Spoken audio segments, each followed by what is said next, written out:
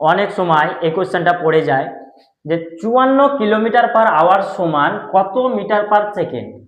তো এই কোশ্চেনটা করতে আমরা দুটো পদ্ধতিতে চেষ্টা করব। এই অঙ্কটা করার সময় আমরা অনেকেই মনে করি যে 5/18 বা 18/5 এটা কখন গুণ করব। তো দেখো বন্ধুরা, কিলোমিটার/আওয়ার 54 কিলোমিটার/আওয়ার দিয়েছে, আমি মিটার/সেকেন্ডে যাব। তো কিলোমিটার বেশি না মিটার বেশি?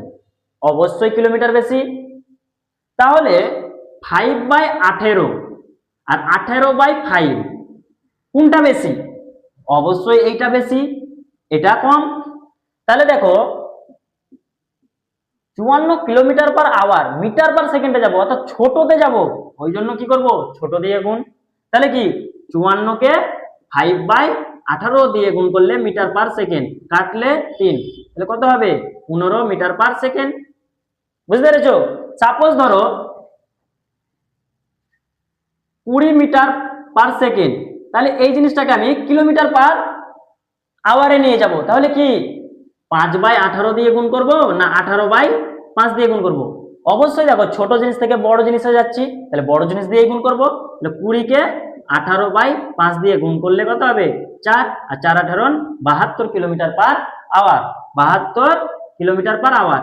এটা হচ্ছে কি 5/18 আর 18/5 এই দ্বারা গুণ করে আমরা, কিন্তু আমাদের কখনো কখনো আমরা এটা ভুলে যাই। তো তার জন্য আমরা যদি একটা মনে রাখি একটা থিওরি, 18 কিলোমিটার/আওয়ার সমান হচ্ছে 5 মিটার/সেকেন্ড।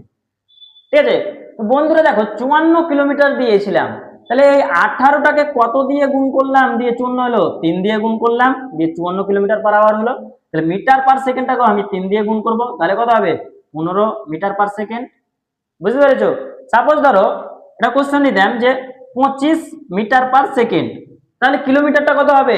তাহলে দেখো 5 মিটার/সেকেন্ডটাকে কত দিয়ে গুণ করেছি? 5 দিয়ে গুণ করেছি। তাহলে 18টাকে কত দিয়ে গুণ করব? 5 দিয়ে গুণ করব, তাহলে কত হবে? 90 কিলোমিটার/আওয়ার। যদি ভালো লাগে বন্ধুরা তো বেশি বেশি করে শেয়ার করে দাও।